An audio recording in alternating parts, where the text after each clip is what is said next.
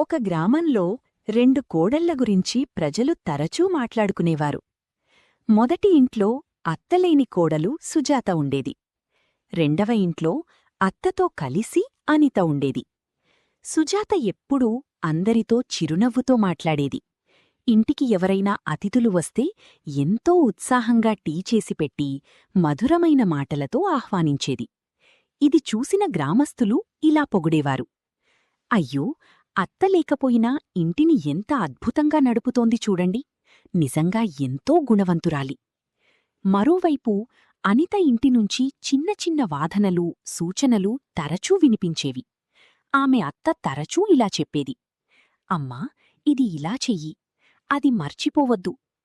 ఇది చూసిన పొరుగువారు ఇలా మాట్లాడుకునేవారు. ఆ ఇంట్లో అస్సలు ప్రశాంతతే లేదు. ఒకరోజు గ్రామంలో ఘనమైన పెళ్లి జరిగింది.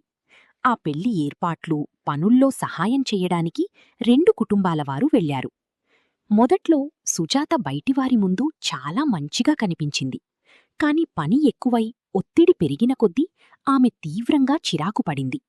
అతిథులను సరిగా పలకరించడం మానేసి చిన్న చిన్న అంతరాయాలకు కూడా కోపంగా స్పందించడం ప్రారంభించింది. కాని అనిత మాత్రం తన అత్తతో కలిసి ప్రశాంతంగా పనిచేసింది. పనిచేస్తూ మధ్యలో చిన్న చిన్న అభిప్రాయభేదాలు వచ్చినా పని మాత్రం ఆగలేదు.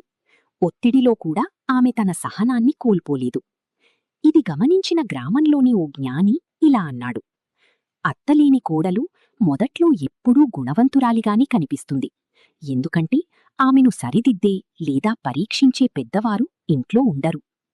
కథ యొక్క నీతి: మనిషి యొక్క అసలు స్వభావం, సహనం, ప్రవర్తన, బాధ్యతలు, ఒత్తిడి, కష్టమైన పరిస్థితులు ఎదురైనప్పుడే బయటపడతాయి.